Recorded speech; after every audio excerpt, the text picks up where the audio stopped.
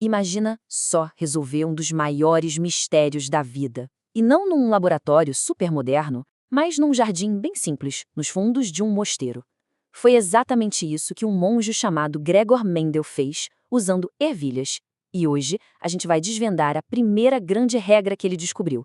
Uma lei que, no fundo, governa a herança de todos nós. Vamos começar com uma pergunta que com certeza todo mundo já se fez em algum momento. Por que os filhos não são assim uma cópia misturada e exata dos pais? Se a hereditariedade fosse só como misturar duas cores de tinta, a gente não deveria ser só uma média dos nossos pais, avós, bisavós? E o mais curioso de tudo, como é que uma pessoa pode nascer com os olhos do avô, um traço que simplesmente pulou a geração dos pais? Esse era o grande quebra-cabeça. E a resposta para esse quebra-cabeça estava em duas maneiras de ver o mundo. A ideia antiga da herança por mistura era bem intuitiva. Se você mistura uma tinta amarela com uma verde, o resultado é uma cor intermediária. Se a vida fosse assim, toda a variedade com o tempo ia desaparecer. Mas aí, Mendel chegou com uma ideia revolucionária. A herança funciona mais como um jogo de Lego. As peças, ou seja, as nossas características, não se misturam. Elas são passadas inteiras. E o mais legal, uma peça pode muito bem ficar guardada na caixa por uma geração e reaparecer intacta lá na frente. Então, vamos mergulhar um pouco mais fundo para entender por que essa ideia da mistura, que parece até fazer sentido, estava na verdade completamente errada. Essa era a teoria dominante antes de Mendel, mas ela tinha um furo gigantesco. E o furo era exatamente esse. A teoria da mistura não conseguia explicar o retorno de uma característica. Se o fator para olhos azuis, por exemplo, fosse diluído numa geração, ele nunca, jamais, poderia reaparecer puro intacto nos netos. Seria como tentar separar a tinta amarela e a verde de volta depois de já ter misturado tudo. Impossível, né? Só que a realidade mostrava ao contrário o tempo todo. A conta simplesmente não fechava.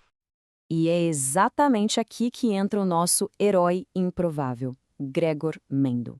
Um monge com uma mente brilhante de cientista e, olha, uma paciência de Jó. E a sua arma secreta para resolver o grande mistério da hereditariedade? A humilde planta de ervilha. Uma escolha que, no final das contas, foi um verdadeiro golpe de gênio. Mas por que ervilhas? O que elas tinham de tão especial? Bem, elas eram basicamente o organismo de teste perfeito. Primeiro, elas crescem super rápido, então Mendel não precisava esperar uma vida inteira para ver os resultados. Segundo, as características delas eram bem definidas, sem meio termo. A semente era amarela ou verde, a flor era roxa ou branca. E, talvez o mais importante de tudo, Mendel tinha controle total. Ele podia ser o casamenteiro das plantas, decidindo exatamente qual planta ia cruzar com qual. E esse controle, gente, era um trabalho de artesão. Olha só o passo a passo. Primeiro, ele fazia uma cirurgia na flor, removendo os estames para ela não se autofecundar. Depois, agindo como se fosse uma abelha, ele usava um pincelzinho para pegar o pólen de uma outra planta e levar até a primeira.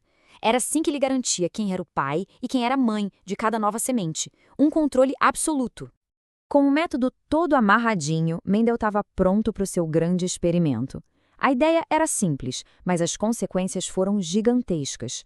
Cruzar plantas com características opostas e, acima de tudo, contar os resultados. Sim, contar. A matemática estava prestes a invadir a biologia para mudar o jogo para sempre. Ele começou com o que a gente chama de linhagens puras. Pensa assim, ele tinha certeza absoluta que uma planta amarela só tinha informação genética para amarelo e que a verde só tinha para verde. Ele passou gerações garantindo isso. Com essa base sólida, ele fez o cruzamento-chave. Uma planta de semente amarela pura com uma de semente verde pura. Essa foi a geração dos pais, a geração P. E o resultado da primeira geração de filhos, a F1, foi chocante. Contra toda a lógica da mistura que diria que as sementes seriam, sei lá, um verde amarelado, todas elas, 100% delas nasceram amarelas. A cor verde tinha sumido, desaparecido, evaporado. Mas para onde ela foi? Essa era a pergunta de $1 milhão. A informação para a cor verde foi destruída ou foi só engolida pela amarela? Para a teoria da mistura, ela teria se diluído para sempre. Mas o Mendel, com aquela intuição genial de cientista, desconfiou de outra coisa. O verde não tinha sumido, estava apenas escondido. E para tirar a prova dos 9, para testar essa suspeita, Mendel fez a jogada mais brilhante do experimento. Ele pegou essas plantas amarelas da geração F1 e simplesmente deixou que elas se autofecundassem, criando assim uma geração de netos, a F2. Agora era a hora da verdade. Será que o verde ia voltar? E o resultado foi espetacular. A cor verde ressurgiu. E o mais incrível não foi só ela ter voltado, mas como ela voltou. Numa proporção matemática perfeita. Mendel contou milhares e milhares de sementes e o padrão era sempre o mesmo. Para cada 3 sementes amarelas, aparecia uma verde. 3-1. Isso não era coincidência, de jeito nenhum. Isso era uma lei da natureza. Essa proporção de 3-1 foi a chave que abriu a porta da hereditariedade. Com ela em mãos, Mendel finalmente conseguiu decifrar o código. Ele não só observou o que acontecia, ele criou um modelo que explicava por que acontecia. Vamos dar uma olhada nos conceitos que ele desenvolveu a partir daí.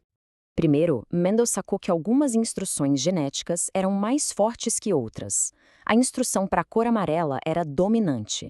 Pensa nela como uma voz alta, que sempre se faz ouvir, mesmo que tenha uma outra voz mais baixinha por perto. Ele chamou essas diferentes versões de uma instrução de alelos. O alelo amarelo, que a gente representa com um V maiúsculo, só precisa de uma cópia para fazer a semente ser amarela. E a instrução para a cor verde? Essa era a recessiva, a tal voz baixinha. Ela não sumiu na primeira geração, ela só estava sendo ofuscada pela voz alta do amarelo.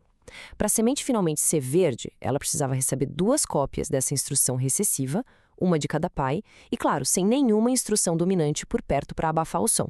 A gente representa ela com um V minúsculo. E essa combinação de alelos que cada um carrega por dentro é o que chamamos de genótipo. É a receita genética de verdade. Uma planta pode ter a combinação VV, o que a torna amarela pura. Ela pode ter VV, o que a torna amarela também, mas carregando a instrução escondida para o verde. Ou, por fim, ela pode ser VV, que é a única combinação que a deixa ser verde. E se o genótipo é a receita, o fenótipo é o bolo pronto. É o resultado que a gente consegue ver. É por isso que tanto uma planta VV quanto uma VV têm o mesmo fenótipo de semente amarela. Por fora parecem iguais. Só o genótipo VV resulta no fenótipo verde. Resumindo, genótipo é a genética, fenótipo é a aparência. E juntando todas essas peças, Mendel formulando sua primeira lei, também conhecida como Lei da Segregação. E a ideia é de uma simplicidade genial.